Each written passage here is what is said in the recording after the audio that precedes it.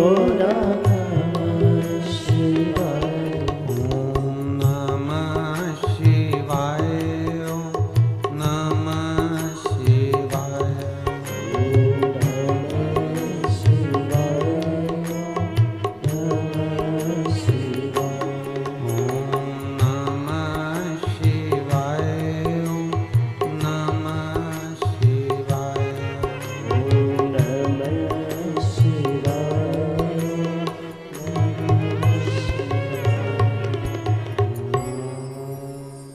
नमः शिवाय।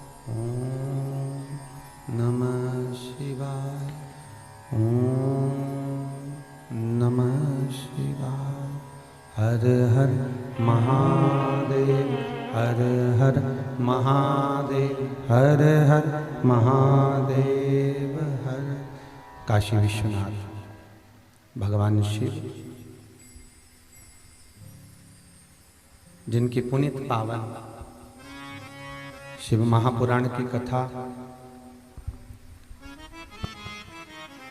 श्री कुबेरेश्वर महादेव के निर्माणाधीन इस पावन मंदिर प्रांगण में 7 दिवसीय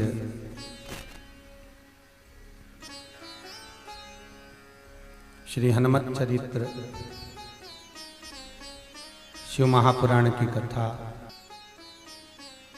भगवान की अविरल भक्ति और मुक्ति को प्रदान करने वाली ये पावन कथा अपन सभी को श्रवण करने का सौभाग्य प्राप्त हुआ है।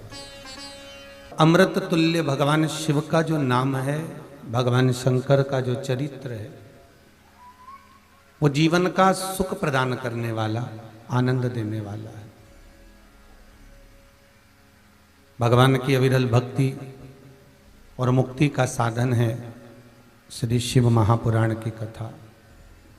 भगवान की भक्ति और भक्ति के माध्यम से मुक्ति हमें सहज हो जाए।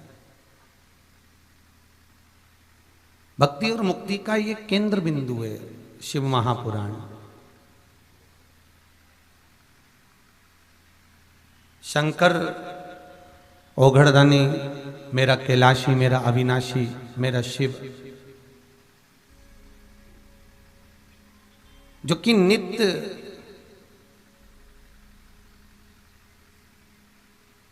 इस मृत्यु लोक में भूमंडल पर सदा विराजमान है। महाराज मृत्यु लोक में सदा वो विराजमान। फिर निवेदन करेंगे, बैकुंठ के अगर कोई देव हैं तो वो भगवान नारायण, भगवान विष्णु।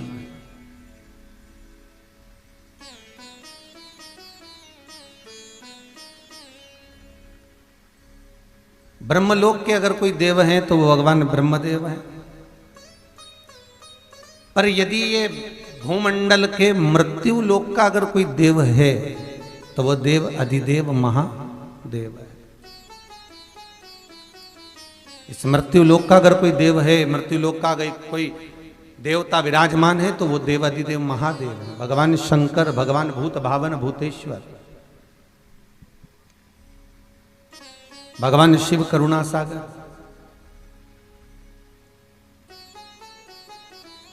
पर हमारी जो आदत है पुरानी है हमारी, जो बहू पास में रहती है ना, सास उसको समझ नहीं पाती,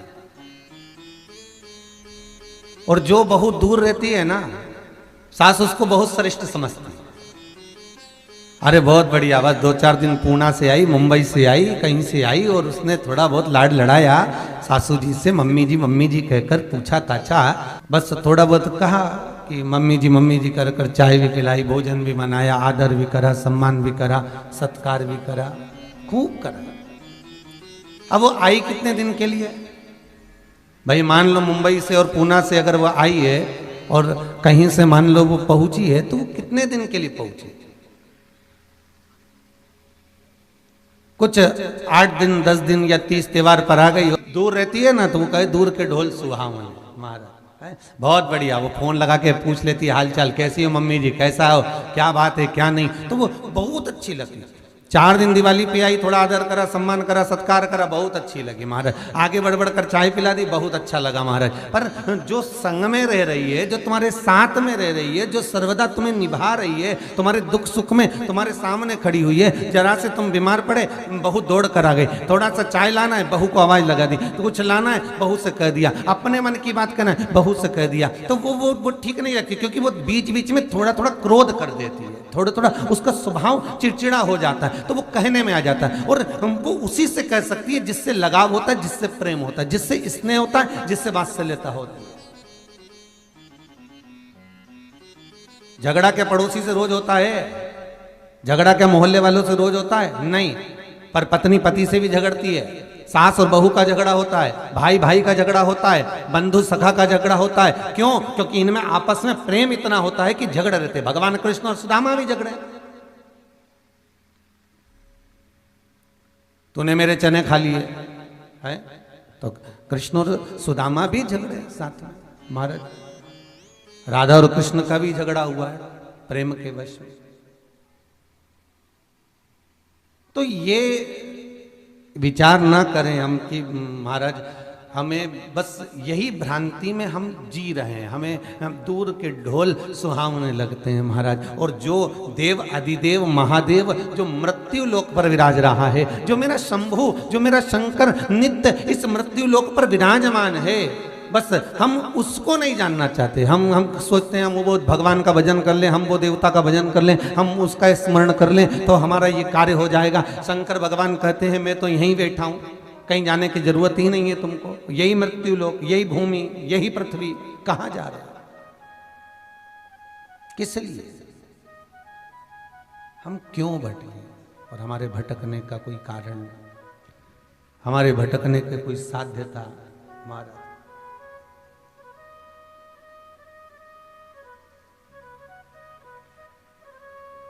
एक बार माता पार्वती जी ने भगवान शिव से कहा, भोलेनाथ आपको मालूम है कुछ? शंकर जी बोले बोलो क्या बात है? सारी दुनिया के लोग सारे 33 कोटि देवताओं को भजते हैं और आपका भजन नहीं कर पाते, आपको मालूम है? शंकर भगवान बोले भले मत भजने तो क्या हुआ? बहू पड़ोसन को कितनी भी चाय पिला ले, बहू पड़ोसन को कितना भी अचार खिला दे, बहू पड़ोसन के कितने भी पांव छू ले, तो ईमानदारी से बोलना क्या पड़ोसन बहू को अपनी जमीन जायदाद का हिस्सा दे देगी? क्या पड़ोसन अपनी जमीन जायदाद का हिस्सा, अपनी प्रॉपर्टी का हिस्सा क्या वो दे देगी? नहीं। पड़ोसन अपनी जमीन जायदाद का हिस्सा, अपनी प्रॉपर्टी का हिस्सा उसको नहीं दे सकते, उसको नहीं प्रदान करेगा। पर सास के भले वो पांव पड़े ना पड़े, प्रणाम करे ना करे महाराज, नमन करे ना करे, फिर भी सास कैसी भी बहू हो अपनी जमीन जायदाद प्रॉपर्टी उसी को ही देती है महाराज, उसी को ही प्रदान करती है। कैसे? उसी तरह मेरा देव अधिदेव महादेव है। तुम संसार में जन्म लेने के बाद कुछ भी भजो, तुम कुछ भी किसी का भी नाम स्मरण करो, किसी से भी कुछ भी कहो, पर मेरा शिव, मेरा त्रिकालदर्शी, मेरा कैलाशी, मेरा अविनाशी, मेरा शंभु, मेरा भोलेनाथ वो जानता है कि तू है तो मेरा ही, तू है तो मेरा ही। तो भगवान शंकर से पार्वती जी ने कहा दुनिया के लोग सब भजते हैं पर आपको नहीं।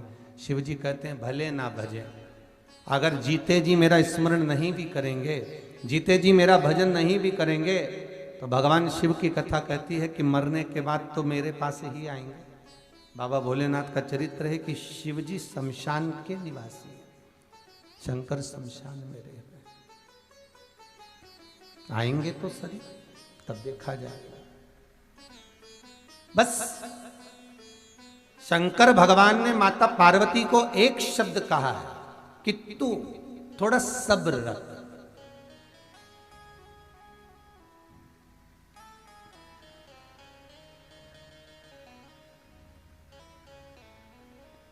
और ये दुनिया का सबसे विचित्र शब्द है। तू थोड़ा सब्र रख।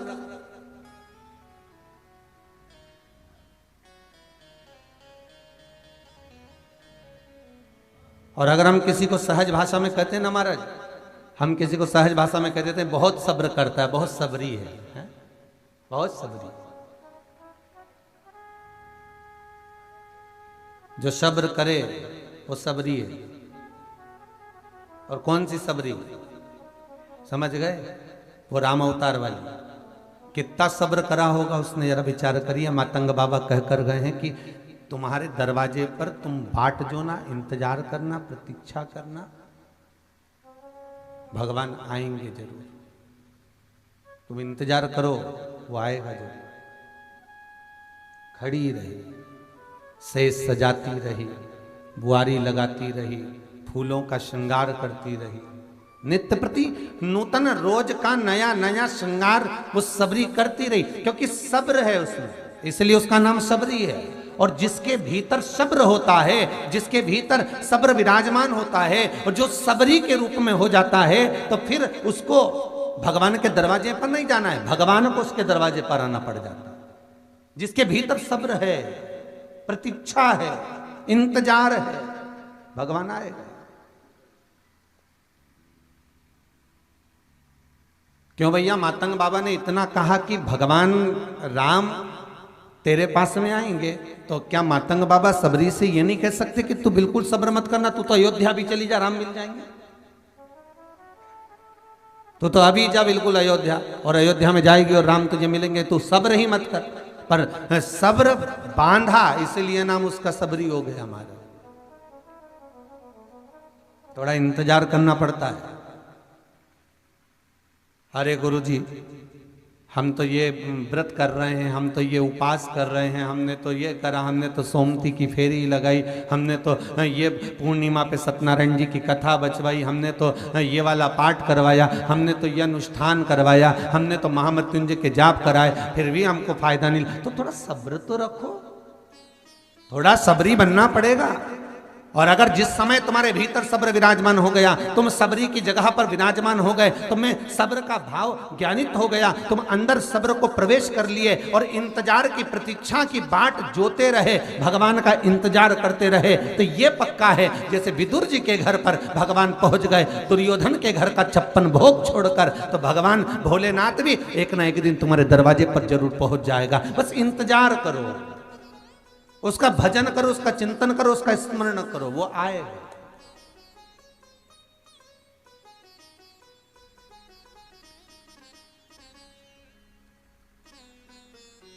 यहां पर बहुत सारे जो बाहर से आए हुए हैं, कोई आगरा से, कोई हरियाणा से, कोई दिल्ली से, कोई पूना से, कोई नासिक से, कोई मुंबई से, तो ये आप लोग आए हो तो कितना सब्र रखा होगा आपने, जरा विचार करिए। कब से कथा सुन रहे, ऐसा सुना वैसा सुना, कथा का स्मरण करा, हमने ये अनुष्ठान करा, हमने पशुपति व्रत करा, हमने कितना सब्र बांध कर। पर मन में तुम्हारा एक भाव होगा कि एक बार मुझे महां से मिलना है, मुझे एक बार जाकर कथा श्रवण करना है, मुझे एक बार सामने बैठकर कथा सुनना है। आप वो सब्र बांधते बांधते बांधते बांधते बांधते बांधते आज कथा में पहुंच ही गए। ये परमात्मा बुला लिया, ये परमात्मा का दर्शन, ये परमात्मा का साक्षीकरण हो गया। बस थोड़ा सा रखना पड़ेगा सब्र को महाराज, फिर आपको नहीं जाना है, भगवान को आना है महाराज। कहते हैं प्रेम से प्रभु छिलके भी खा गए,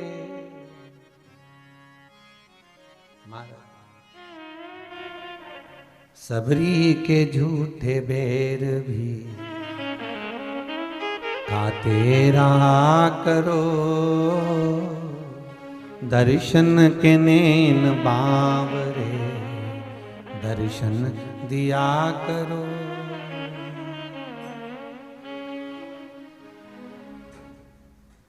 केवल एक सब्र का जो नाम भगवान शिव पार्वती से कह रहे हैं कि तू सब्र धारण कर,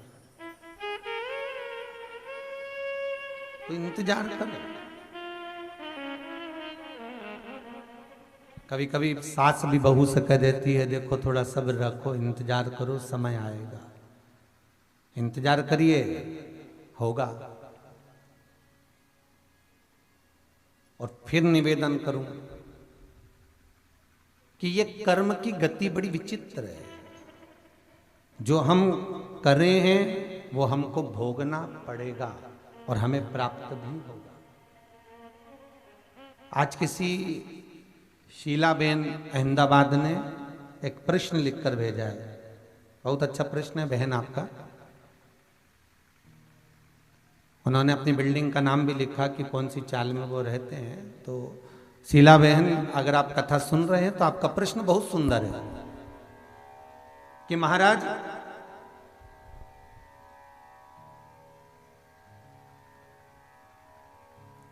जब कर्ण के प्राण छूटे, जब राजा कर्ण को प्राण छूट रहे हैं, तो राजा कर्ण के प्राण छूटते समय कर्ण का रथ का पहिया कीचड़ में क्यों फंसा?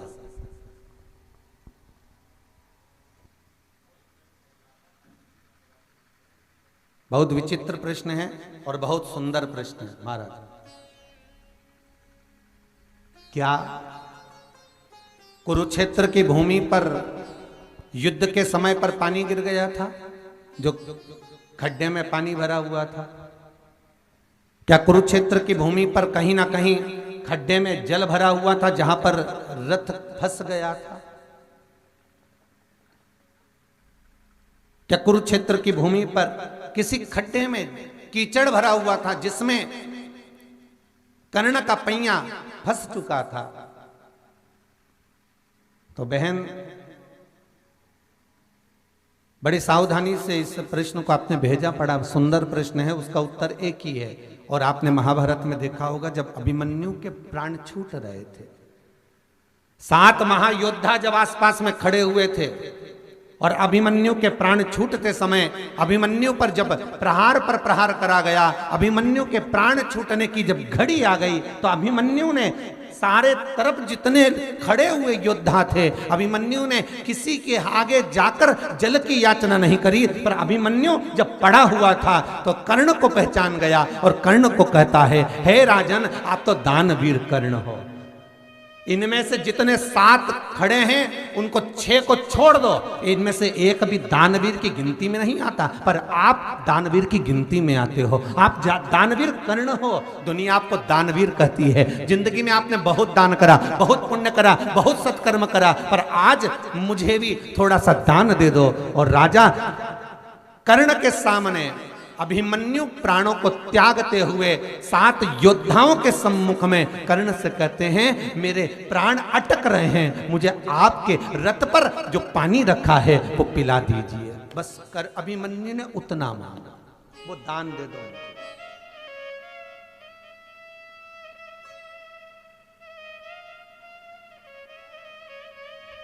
वो जल मुझे चाहिए, और वो जल मात्र मेरे प्राण जो अटक रहे हैं उसके लिए चाहिए।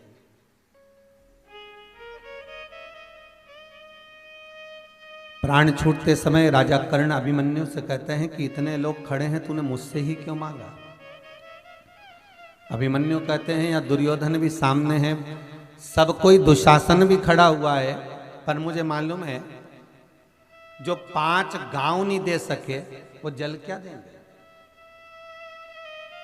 भगवान कृष्ण मांगने के लिए आए थे कि मात्र 5 गांव तुम तो ऐसे ही दान में दे दो ना, 5 गांव, इससे ज्यादा चाहिए क्या?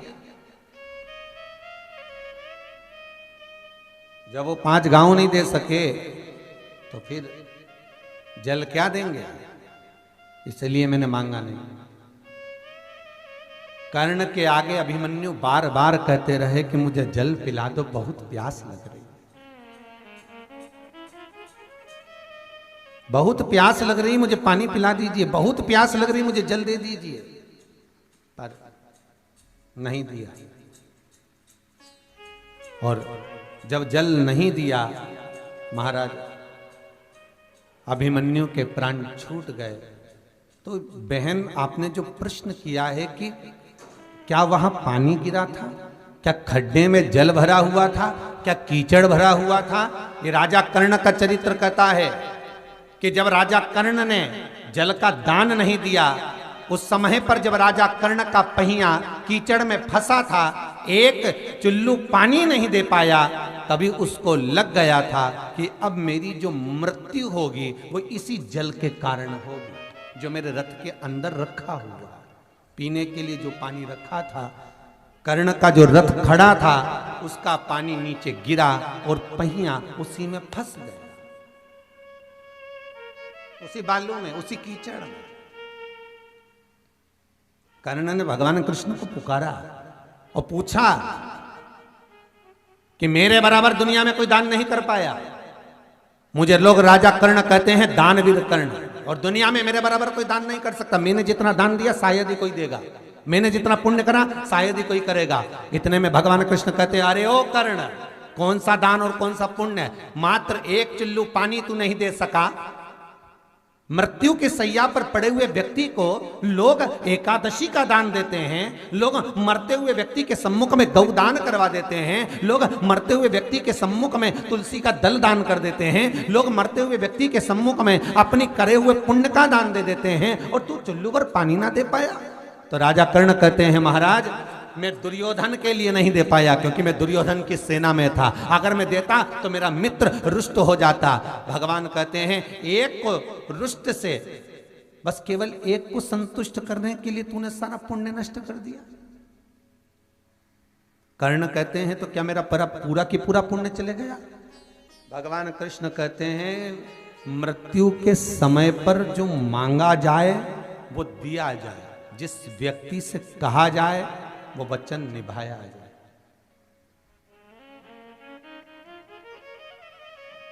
नहीं तो मानव के जीवन का जितना पुण्य है, सत्कर्म है, वो सब समाप्त है। इसलिए राजन, तुम जल नहीं दिए हो तो जल के ही खड्डे में तुम्हारा रथ फंसा हुआ है और तुम अपने प्राणों को त्याग रहे हो। तुम्हें कोई बचा नहीं सका। कितना सुंदर लिखा है महाराज।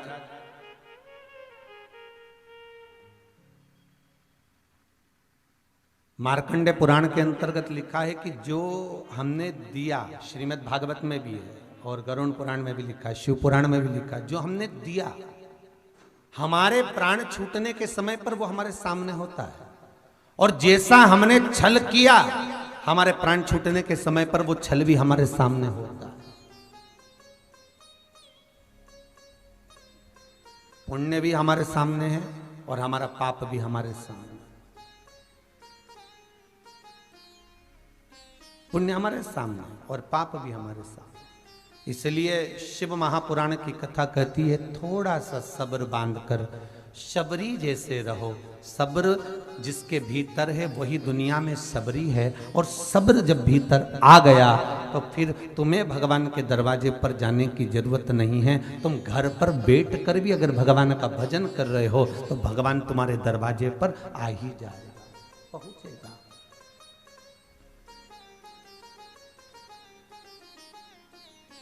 तो कहे, तुम कहते हो भोले,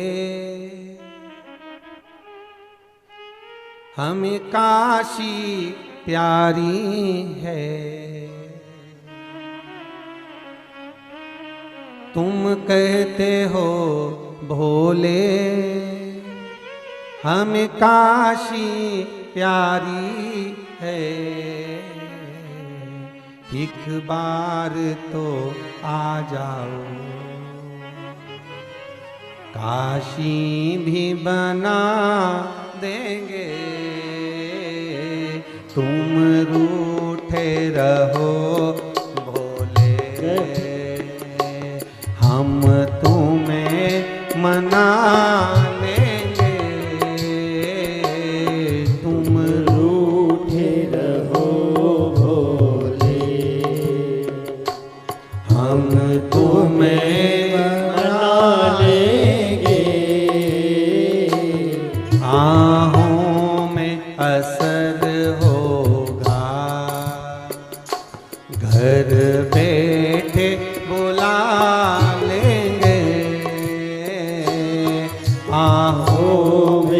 असर होगा। घर बैठे बुला लेंगे, तुम रूठे रहो भोले।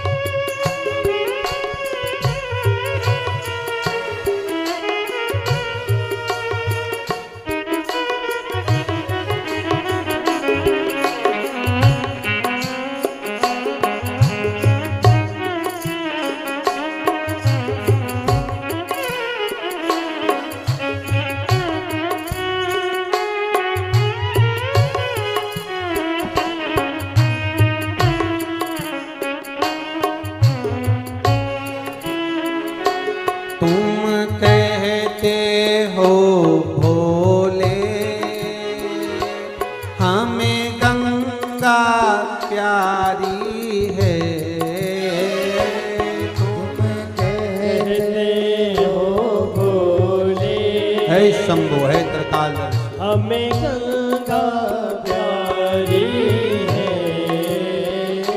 तुम कहते हो भोले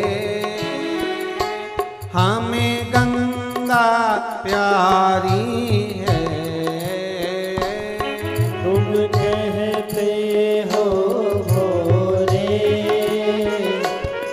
हमें गंगा प्यारी है। एक बार तो आ जाओ, एक बार तो आ जाओ,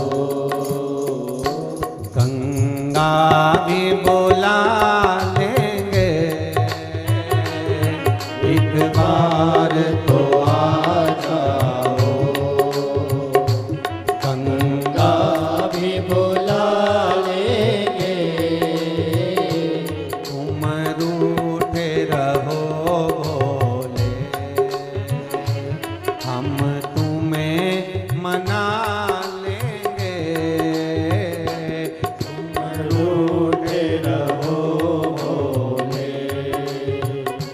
हम तुम्हें मना लेंगे। लेंगे। आहों में असर होगा, घर बैठे बुला लेंगे। आहों में असर होगा, घर बैठे बुला लेंगे। आहों में असर होगा, घर बैठे बुला लेंगे।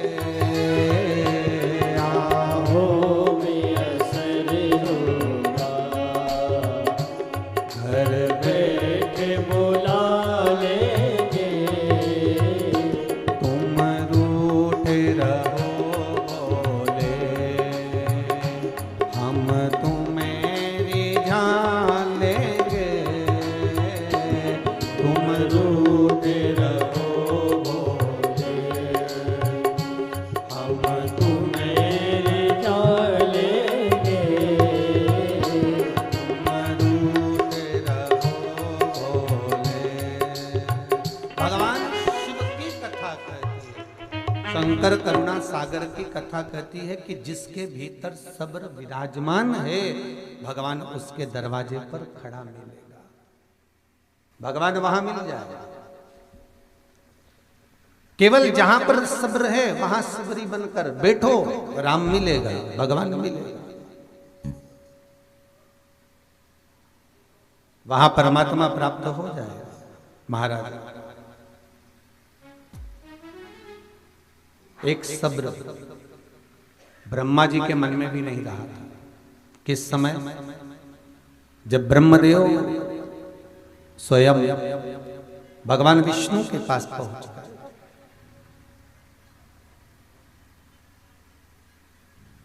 और ब्रह्मा भगवान विष्णु के पास जाकर कहते हैं, नारायण मुझे आपसे कुछ कहना है,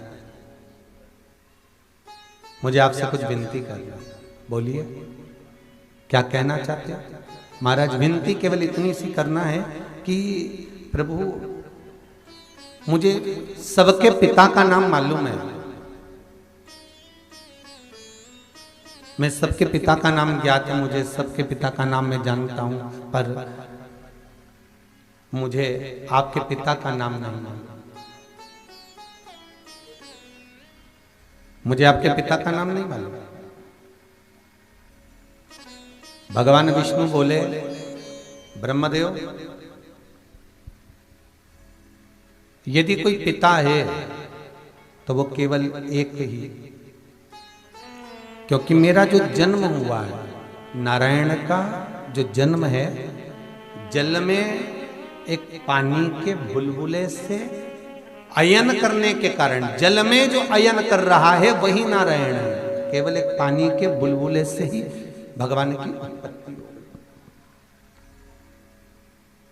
तो जो वो बुलबुला है पानी का, वो एक शिवलिंग की आकृति का,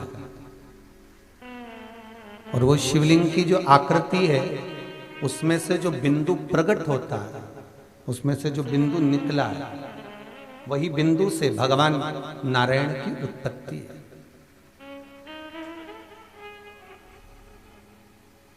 तो भगवान विष्णु कहते हैं मेरे पिता स्वयं देव अधिदेव महादेव शंकर,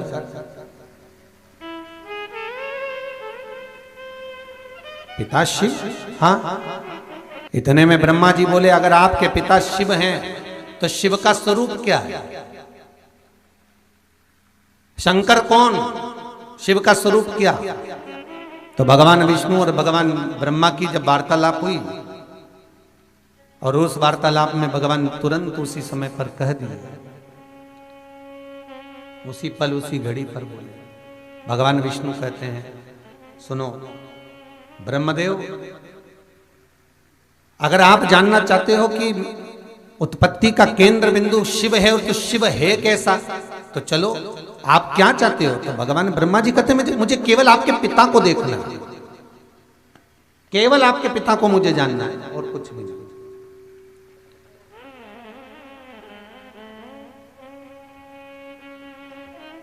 सामने एक बड़ा सा बहुत बड़ा पर्वत था, और विशालतम वो पर्वत, एक और ब्रह्मा एक और भगवान विष्णु दोनों खड़े हो गए और उस पर्वत को घुमाना प्रारंभ किया।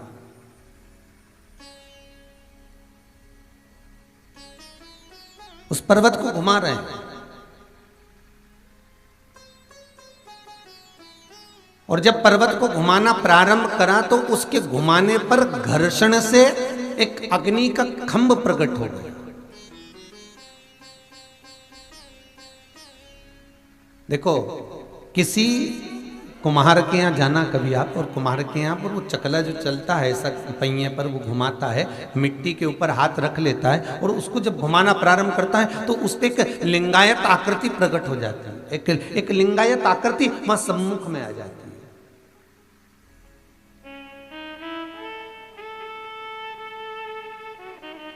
और भगवान और ब्रह्मा और विष्णु ने जब घुमाना प्रारंभ करा तो उससे एक लिंगायत आकृति उत्पन्न हो गई। सबसे प्रथम शिवलिंग ब्रह्मा और विष्णु ने प्रकट कर लिया, सबसे पहला शिवलिंग, जो उत्तराखंड की भूमि पर आज भी विराजमान है महाराज।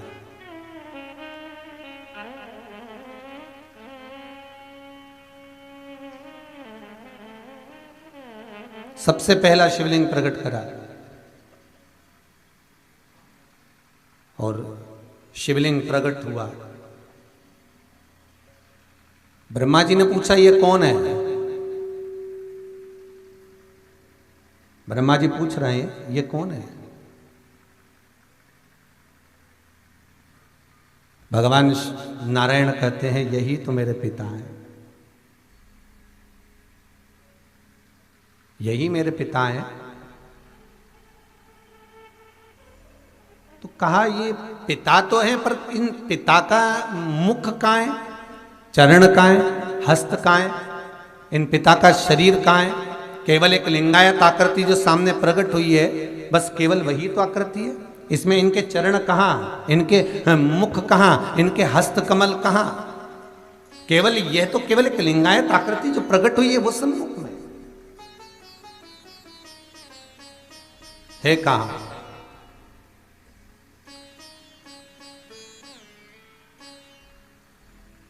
तब भगवान विष्णु ने भगवान ब्रह्मा जी से कहा, ब्रह्मदेव देखो, पिता के स्वरूप को जानना बहुत कठिन है, और आपको पहले भी कथाओं में कहा कि माता पिता के भीतर को जानना बहुत कठिन है। बड़ी बहू कहती है कि सास छोटी को ज़्यादा चाहती है, छोटी को लगता है कि सास बड़ी को ज़्यादा चाहती है, और बेचारी सास दोनों के बीच में मंदिर के घंटे की तरह टंगी रहती है। बड़े बेटे को लगता है कि पिता छोटे बेटे को ज़्यादा चाहता है, और छोटे बेटे को लगता है कि पिता बड़े बेटे को ज़्यादा चाहता है, और पिता बेचारा मंदिर के घंटे की तरह बीच में टंगा हुआ है। पर किसी माँ से पूछा जाए, किसी माता से पूछा जाए कि तुम्हें बड़ा बेटा प्रिय है कि छोटा बेटा प्रिय है, तो माँ एक ही बात कहेगी कि मैंने दोनों बेटों को बराबर का दूध पिलाया है, दोनों को पाल पोस कर बड़ा करा है, दोनों को अपने हृदय से लगाया है, दोनों को अपनी छाती से लगाया है, गोदी में खिलाया है, मेरे लिए दोनों बेटे बराबर हैं। माता पिता के मन में बच्चों के प्रति भेद नहीं रहता, पर भेद उत्पन्न कर देती हैं। कुछ माताओं के मन में जाता है ये बड़े को ज़्यादा चाहती होगी, ये छोटे को ज़्यादा चाहती होगी। नहीं नहीं भाई, कोई भेद नहीं।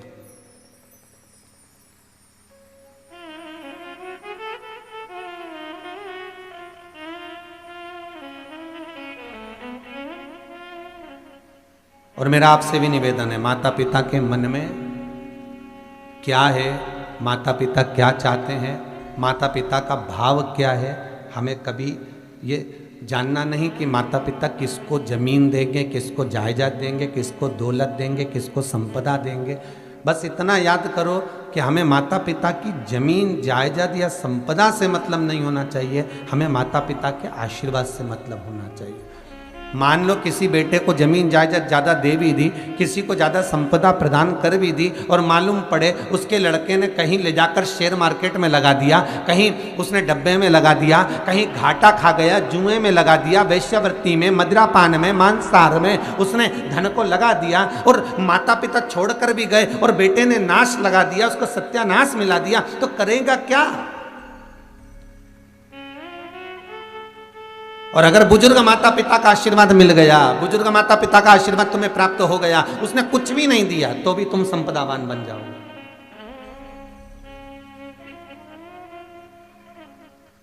कितना सुंदर लिखा है शिव महापुराण के अंदर। भगवान विष्णु के मंदिर में जाकर कहना पड़ेगा, प्रभु मेरे दुख काट दीजिए। भगवान विष्णु के मन में जाकर मंदिर में जाकर कहना पड़ेगा कि प्रभु मेरा दुख काट दीजिए।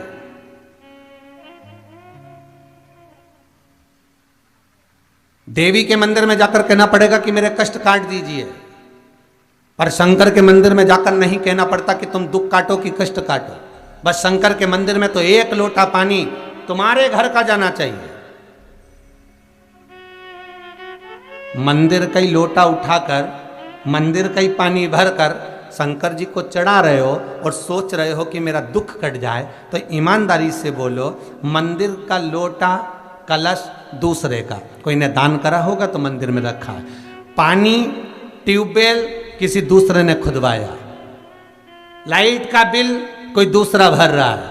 केवल तुम तो तैयार होकर चोटी कंगा कर कर बढ़िया आराम से गए और मंदिर का लोटा उठाया, कलश उठाया, पानी भरा और शंकर जी को बढ़िया प्रेम से पल्लू अल्लू ले लुआ के चकाचक ओम नमः शिवाय के तुमने चढ़ा दिया। और इतने प्रेम से चढ़ाया कि तुम तो सोचो कि शंकर जी मेरी पूरी मुराद पूरी कर देंगे। तो शंकर जी मन में सोचे, मंदिर का ही लोटा, मंदिर का ही पानी और मंदिर का ही शंकर, फिर तेरा लगा क्या इसमें? तेरा क्या था? तो शंकर भगवान मन में सोचे कि अब मंदिर में आई काय को, मेरे को बोल देती मैं तेरे घर ही आके पानी में नहा के चले जाता। इतना भी कष्ट काय को करा तूने कि मंदिर तक आई और लोटा उठाया और पानी चढ़ाया। निवेदन है, शिव महापुराण की कथा कहती है, अगर मंदिर के लोटा उठाकर मंदिर का ही पानी भरकर शंकर जी को चढ़ा रहे हो तो 1 रुपया मंदिर के लोटे का किराया, और 1 रुपया जो पानी भरा, जो बिजली जली उसका। ये 2 रुपए पहले दान पात्र में डालो, गुल्लक में डालो, उसके बाद तुम वहां का पानी भरकर फिर ले जाकर शंकर जी को चढ़ाओ, तो शंकर जी उसको स्वीकार करें। मालूम पड़े पीपल के पेड़ के नीचे गई, आंवले के पेड़ के नीचे गई, किसी की लगी लगाई थाली मिल गई, सिर पे पल्लू लेके कंकु चावल रोली मोली सब चढ़ा चढ़ू के और बुझ जाए। इतने में बेचारी जिसकी थाली वो आई तो क्या सब कुछ चढ़ गया, सब कुछ।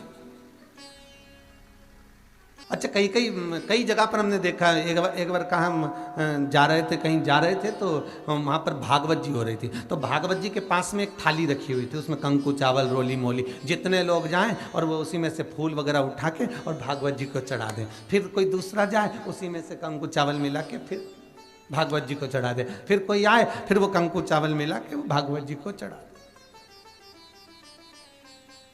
जितने लोग कथा सुन रहे हो ईमानदारी से बोलना रे भाई, पुण्य मिला। कंकु चावल रोली मोली फूल माला सब दूसरे की, तुमने तो केवल उठाकर चढ़ा दिया, उसका कोई पुण्य है?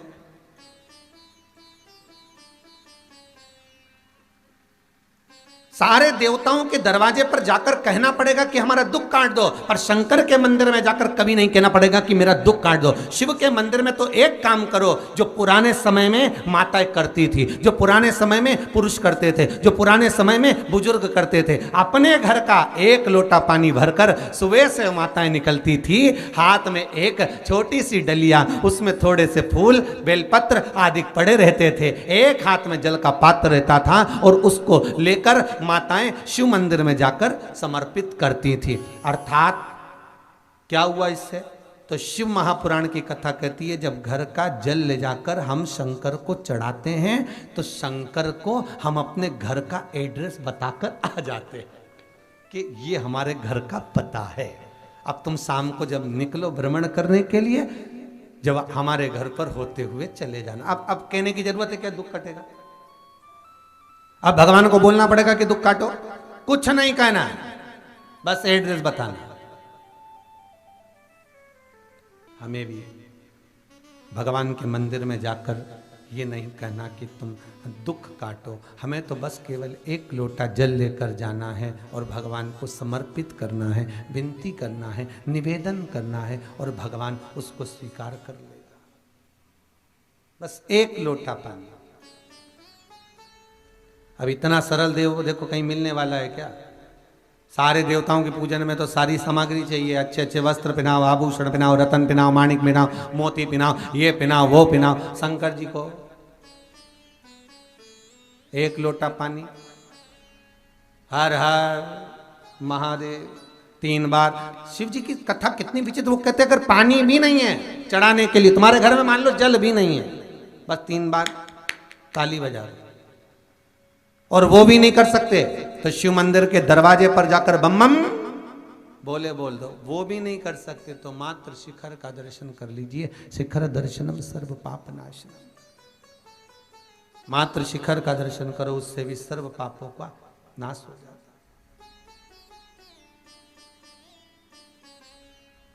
जल चढ़ाने का भी एक तरीका है और शिव महापुराण की कथा कहती है कि जल जो भगवान शिव को चढ़ाया जाता है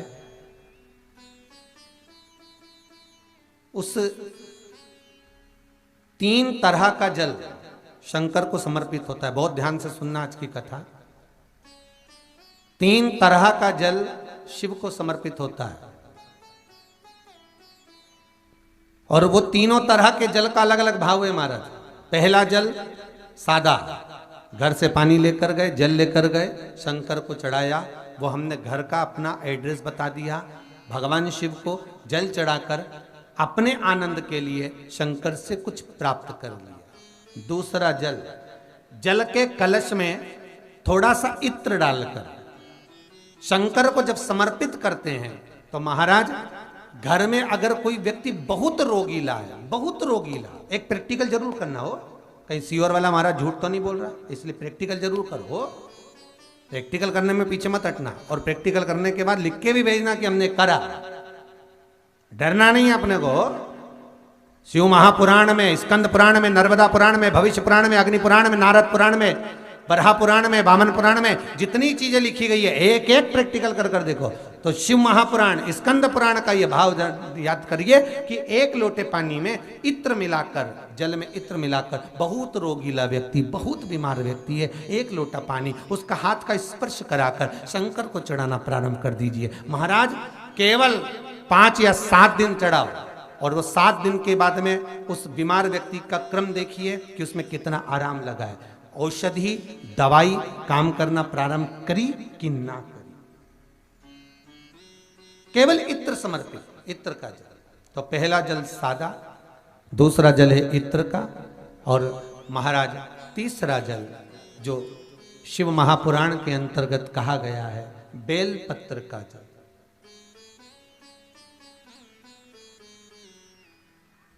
तीसरा जो जल है वो बेलपत्र का जल। बेलपत्र का जल कैसा?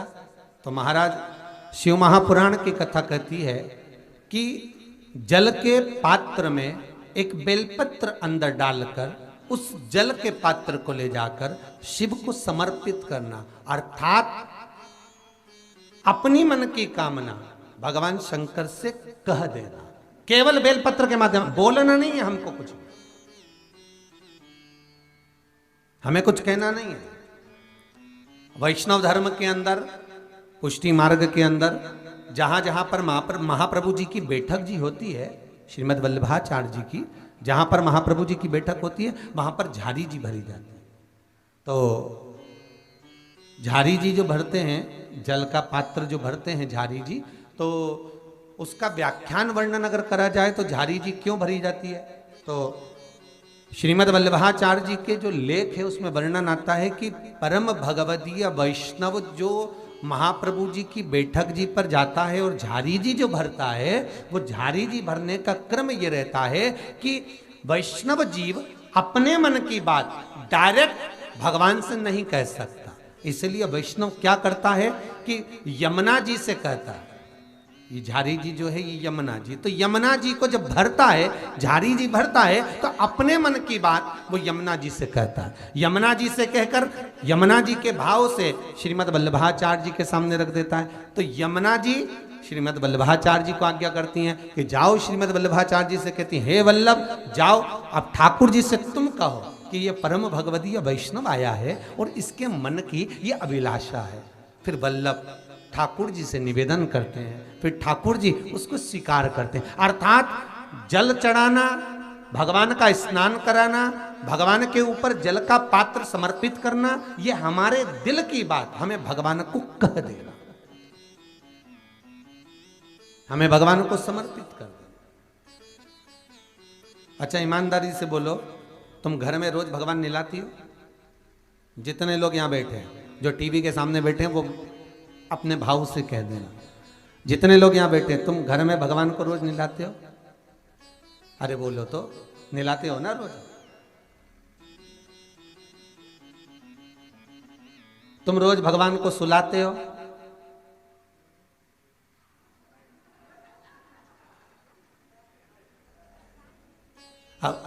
आधे इधर वाले बोल दो और आधे इधर वाले बोल दो, हो कुछ तो हो ही जाएगा। अब एक बात बताओ, तुमने भगवान को सुलाया ना सुलाया वो आपके ऊपर।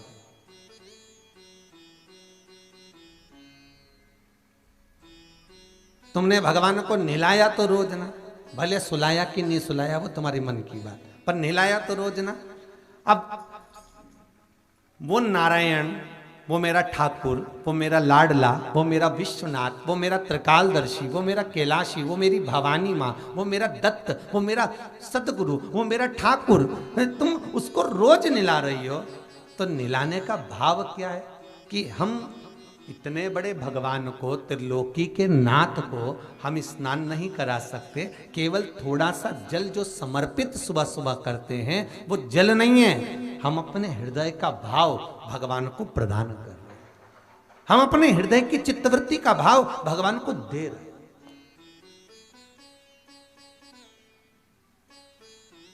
हम भगवान को वो प्रदान कर दे रहे हैं कि ये आप ले लीजिए।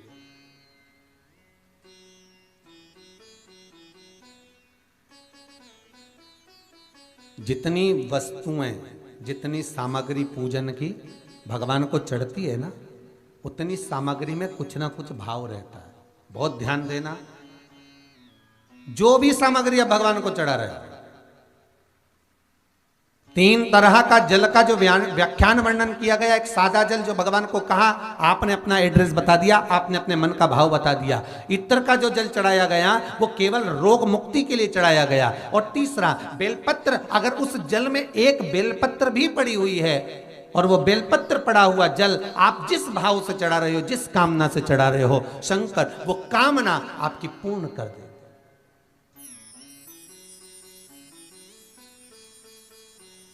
तो ब्रह्मा देव भगवान विष्णु से कह रहे हैं कि ये जो शिवलिंग प्रकट हुआ है, इसका मुख कहाँ है, इसकी आकृति कहाँ है, इसका स्वरूप कहाँ है, कहाँ इसके हाथ, कहाँ इसके पांव, कहाँ इसके चरण, कौन है? भगवान बोले तुम नहीं जान सकते ब्रह्मा, तुम नहीं जान सकते।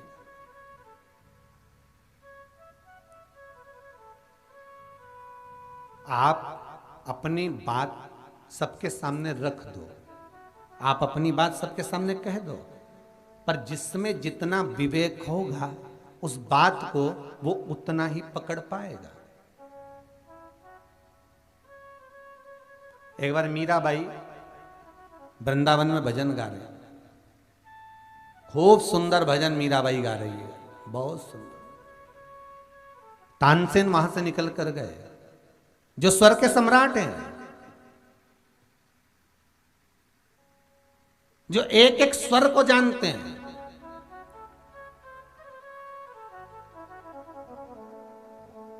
और राजघराने की शोभा बढ़ाने वाले तानसेन वहां से निकल कर गए। तो तानसेन ने देखा कि मीराबाई कुछ गा रही है, तानसेन रुक गए। और रुके तानसेन ने एक दीवार पर एक कोयला उठाकर, एक काला कोयला उठाकर लिख दिया, कृपया राग में गाएं।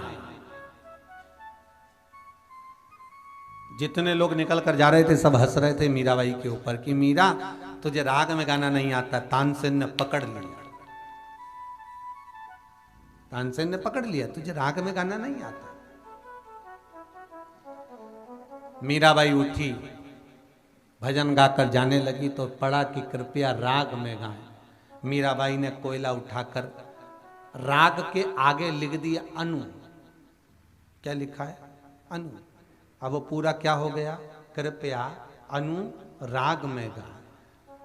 जब तानसेन को मालूम पड़ा कि मीराबाई ने लिख दिया है कि अनुराग में गाएं, तो तानसेन मीराबाई के पास पहुंचा। मीरा, मैं लिखा था कि तू राग में गा, तो तूने अनु लगाकर अनुराग कर दिया। मीराबाई बोली, तानसेन जी, बस आप में और मुझ में यही अंतर है। तानसेन जी, आप राजा को प्रसन्न करने के लिए, अकबर को प्रसन्न करने के लिए गाते हो, तो आपको राग की जरूरत पड़ती है।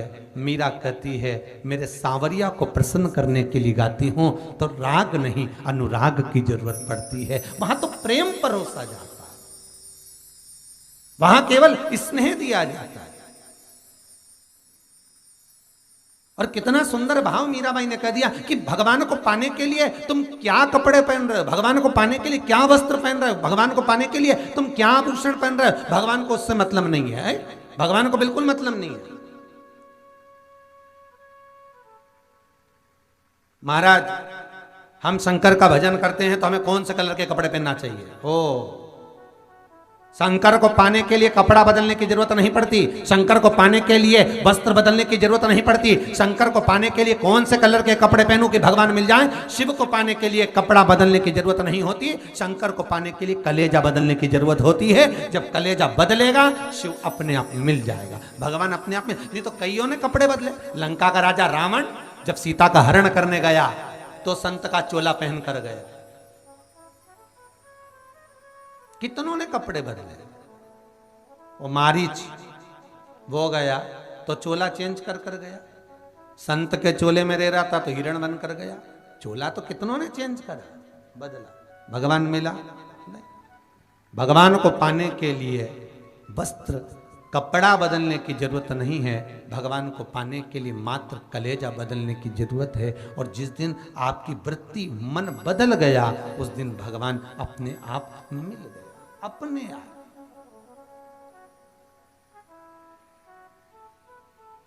वो प्राप्त हो जाएगा। महाराज ब्रह्मा जी के मन का संशय नहीं मिट रहा, ये आपके पिता हैं जी, तो इनके चरण कहाँ हैं, इनका शीश कहाँ है, पता नहीं। पिता को जानना बहुत कठिन है। मैं जानना चाहता हूं कि आपके पिता के चरण कहाँ हैं और आपके पिता का शीश कहाँ है। भगवान बोले जानिए बिल्कुल।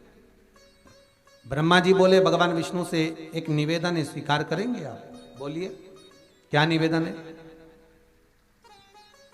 निवेदन केवल इतना सा है कि प्रभु मैं भगवान का सिर देखने के लिए ऊपर जाता हूं और आप भगवान के चरण देखने के लिए नीचे चले जाओ।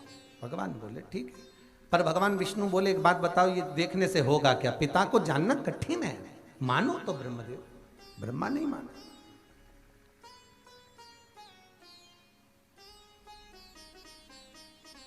जब ब्रह्मदेव नहीं माने, भगवान ब्रह्मा आकाश मार्ग की ओर बढ़ने लगे उस शिवलिंग का छोर देखने के लिए। मात्र उस शिवलिंग का आखिरी बिंदु देखने के लिए ब्रह्मा जा रहे हैं आकाश मार्ग की ओर।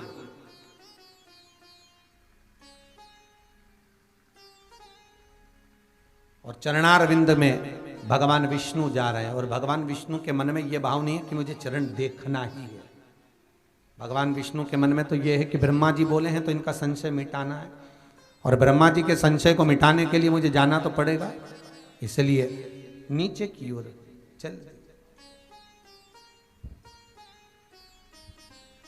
चलते गए।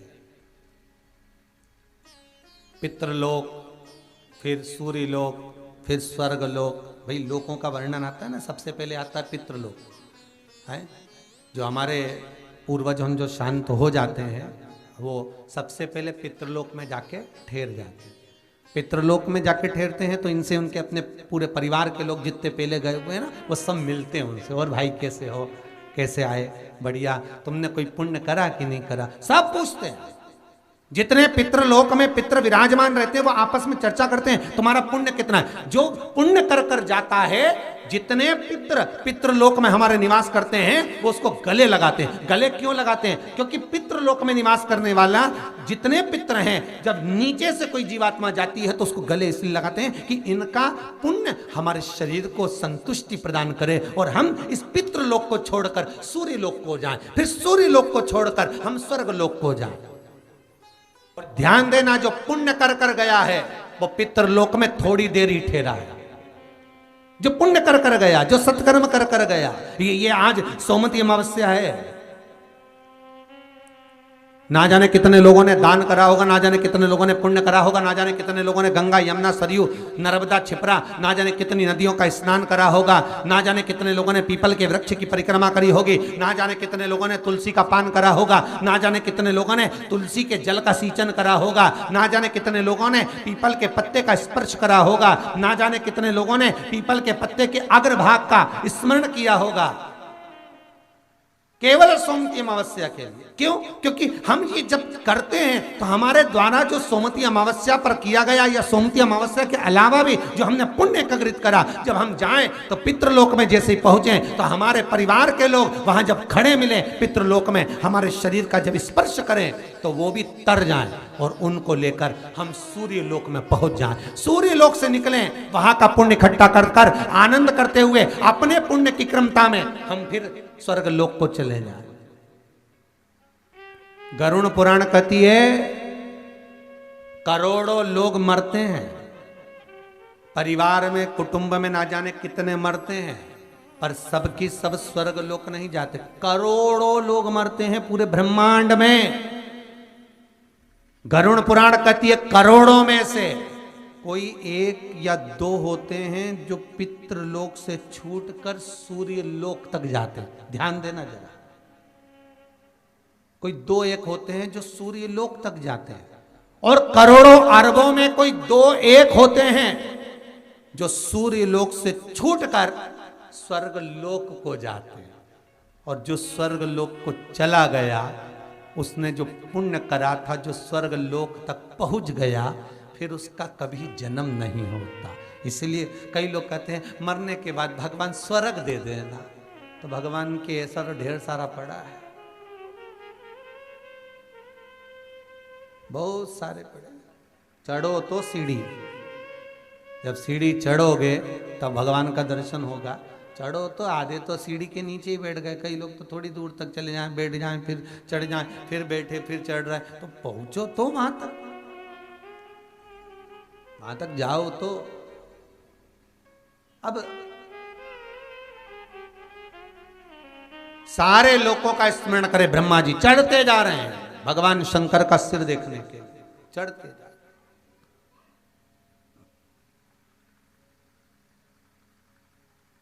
खूब चढ़े ब्रह्मा, नहीं मिला छोर, अंतिम छोर नहीं मिल पाया, अंतिम छोर नहीं प्राप्त हो पाया। जब अंतिम छोर नहीं मिला तब ब्रह्मा ने वहीं पर लगा हुआ केतकी के पुष्प को तोड़ लिया, और केतकी के पुष्प को ब्रह्मा जी तोड़कर कहते हैं केतकी तो हमारे साथ नीचे चल, और भगवान विष्णु के सामने चलकर कह देना कि ब्रह्मा जी को शंकर भगवान का सिर मिल गया,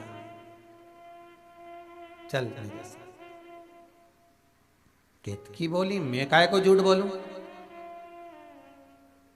मैं झूठ क्यों बोलूं भाई, अरे चल तो बस जाकर कह देना कि ब्रह्मा जी को सिर मिल गया। तो केतकी बोली मैं झूठ क्यों बोलूं, व्यक्ति झूठ जब बोलता है जब उसका कोई फायदा होता है, मेरा तो कोई फायदा है ही नहीं, तो फिर झूठ बोलने का क्रम क्या। भगवान ब्रह्मा ने कहा केतकी के पुष्प मैं तुझे सारे देवी देवताओं पर चढ़वाऊंगा, चल, और तुझे सुगंधित बनाकर रखूंगा। केतकी जाने को तैयार, पर केतकी ने कहा मान लो अगर मेरी बात भगवान विष्णु ने स्वीकार नहीं करी तो कोई सबूत के लिए एक आध और ले चलो। तो वहां से गौ माता निकल कर जा रही थी, गौ माता को रोक लिया, ए गौ माता रुको। ब्रह्मा जी के शब्द सुनकर गौ माता रुकी, रुको जरा। गौ माता ने पूछा बोलिए ब्रह्मदेव क्या बात है। ब्रह्मा जी बोले गौ माता बात इतनी सी है कि तुम हमारे साथ नीचे चलो और भगवान विष्णु के सामने जाकर कह देना कि भगवान ब्रह्मा को शंकर जी का शिवलिंग का छोर मिल गया, उन्होंने मस्तक का दर्शन कर दिया। तो गौ माता बोली मैं काय को झूठ बोलूं।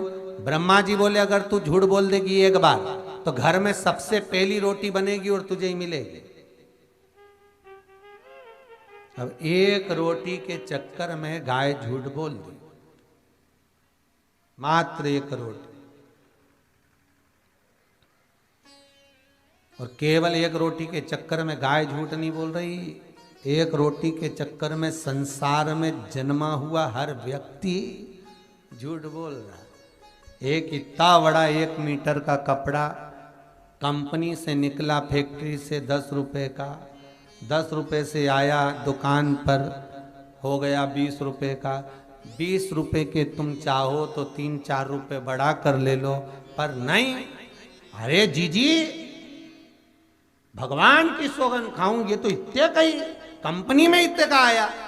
बताओ भगवान तो ऐसा मिला पड़ा है कि जो मिल जाए बस उसी की सौगंध खा जाए।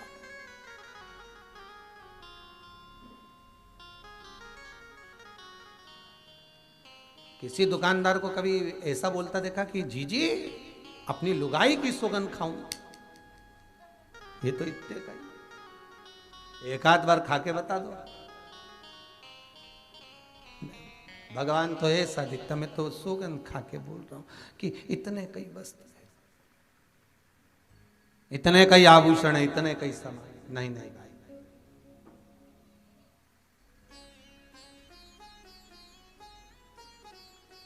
एक रोटी के चक्कर में गौ माता झूठ बोलने को तैयार हो गई है। मात्र एक रोटी के चक्कर में संसार का मनुष्य भी झूठ बोलने को तैयार हो जाता है।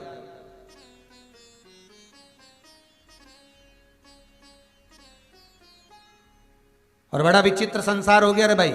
जितने लोग कथा सुन रहे हो टीवी पे बड़े ध्यान से सुनना, बड़ा विचित्र संसार है। सत्य तो बोल ही नहीं सकते हो, सत्य बोलोगे तो लोगों को बुरा लगेगा, इसलिए थोड़ा बहुत असत्य बोलना पड़ता है।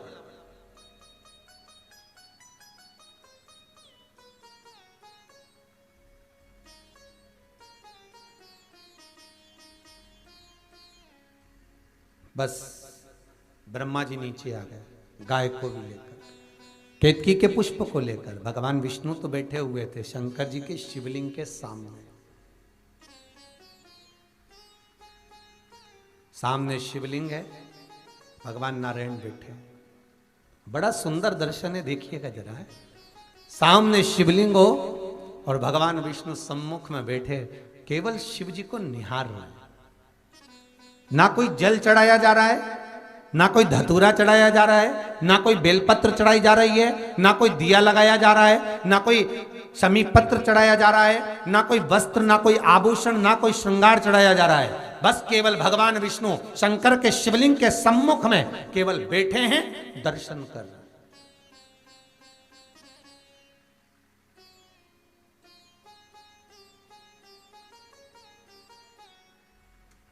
कभी मौका मिले तो एक बार, कभी मौका मिले तो लिंग पुराण को पढ़ना। और लिंग पुराण को अगर आप पढ़ेंगे तो उसमें पाएंगे कि लिंग पुराण के अंदर लिखा है कि आप शंकर को अगर जल भी नहीं चढ़ाएं, आप शंकर को वस्त्र भी नहीं चढ़ाएं, आप शंकर को फूल भी ना चढ़ाएं, आप बेलपत्र भी ना चढ़ाएं, अगर शंकर को आपने कुछ भी ना चढ़ाया तो केवल शंकर के मंदिर में 2 क्षण जाकर उस शिवलिंग के सम्मुख में बैठ जाओ, कुछ मत बोलो, केवल मौन होकर उसको निहार लो, केवल मौन होकर निहार लो। बहुत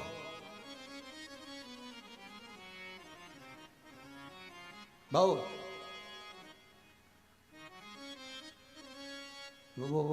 वो गीत याद कर लो, आ बैठ मेरे पास में तुझे देखता रहूं। भगवान विष्णु शिव को निहार रहे,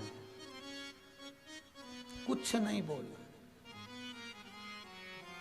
कुछ भी, बस केवल सामने शंकर है और भगवान विष्णु है।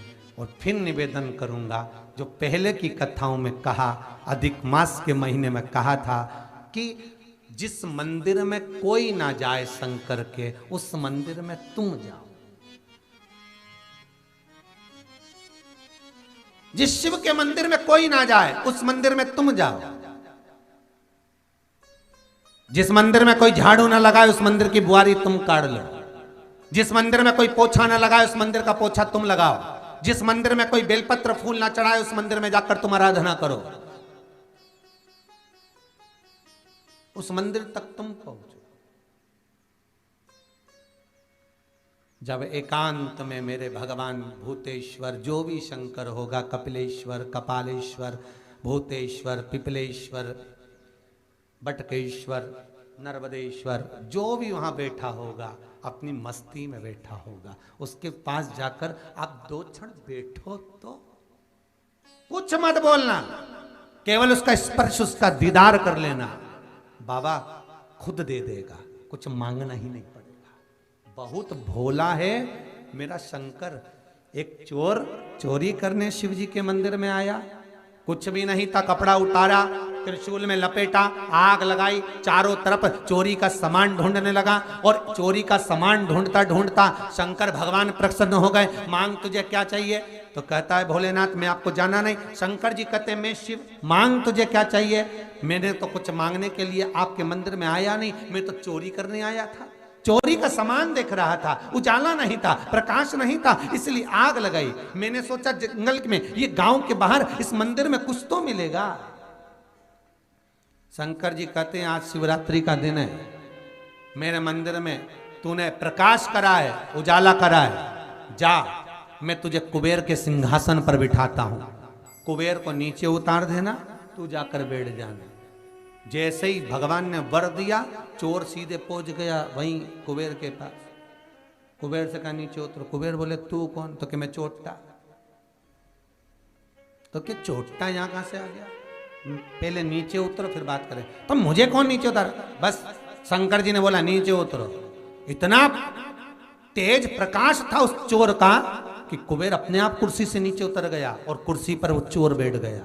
कुबेर भगवान विष्णु के पास पहुंच गए, ब्रह्मा जी को लेकर, नारद जी को लेकर। क्या हुआ कि भगवान शंकर ने चोर को कुर्सी पर बिठा दिया। भगवान विष्णु बोले तो तू क्यों उतरा कुर्सी से? तो कि बस वो बोला मेरे को उतरना पड़ा। बे उतरा क्यों तू? अब क्या करें, सारे देवता मिलकर शंकर जी के पास गए। भोलेनाथ, भगवान विष्णु ने पूछा भोलेनाथ आपने किसी को भेजा है? हाँ। तो कि वहां पर पहले से ही तो कुबेर था। तो कि बस उसने मेरे मंदिर में प्रकाश करा तो मैंने कह दिया तुझे कुबेर का सिंहासन मिल गया। भगवान विष्णु भी मुकुट उतार के माथा खुजाने लगे, बताओ चोटे को कुबेर बना दिया। अब कितना भोला होगा जो चोर को कुबेर बना सकता है। तो आप तो एक लोटा पानी चढ़ाए हो, उसकी आराधना करे हो, उसकी पूजन करे हो, उसकी चाकरी करे हो, तो क्या आपको नहीं दे सकता? आपको प्रदान नहीं कर सकता? क्या ना देश।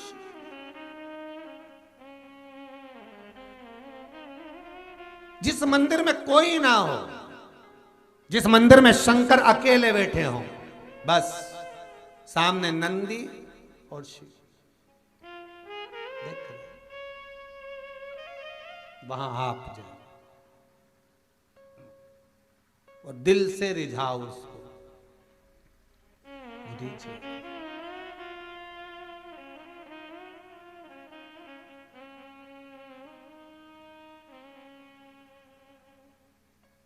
दिल से। कहां से लाऊं गंगा, कहां से लाऊं यमुना। भोलेनाथ, दुनिया के लोग गंगा जी भर भर के कांवड़ लेकर आए, मैं कहां से लाऊं?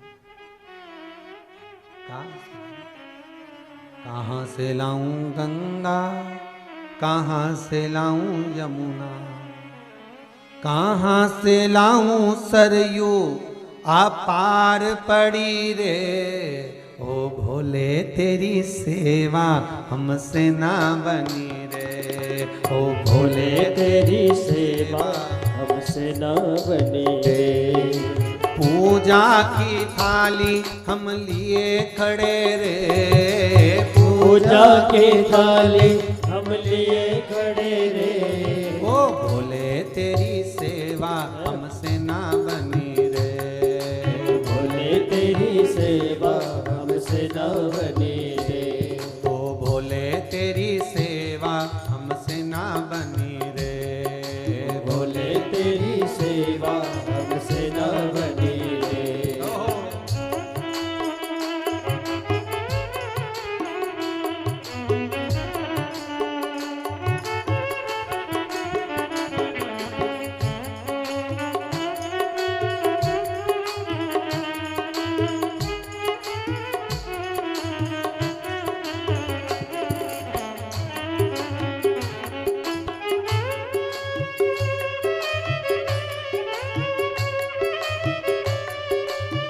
बड़े भाव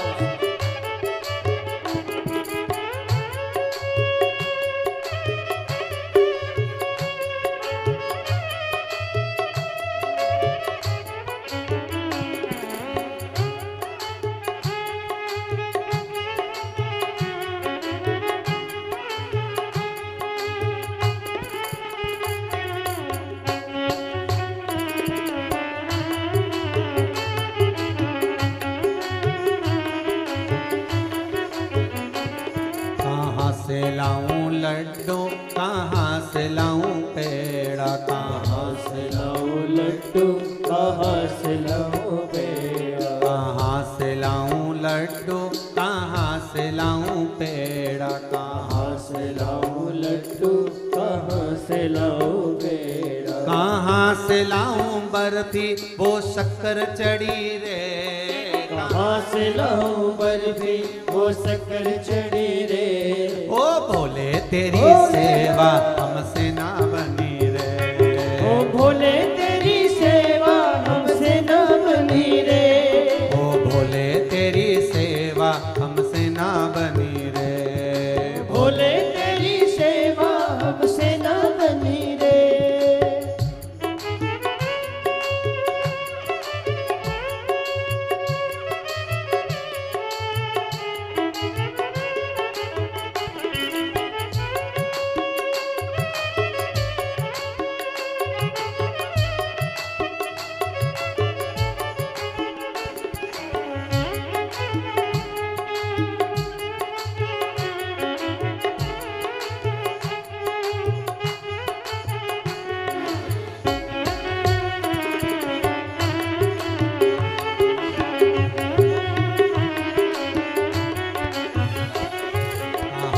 लाऊं चंदा, कहाँ से लाऊं सूरज, कहाँ से लाऊं चंदा, कहाँ से लाऊं सूरज, कहाँ से लाऊं चंदा, कहाँ से लाऊं सूरज, कहाँ से लाऊं चंदा, कहाँ से लाऊं सूरज, कहाँ से लाऊं तारे आकाश जड़े रे, कहाँ से लाऊं तारे आकाश जड़े रे।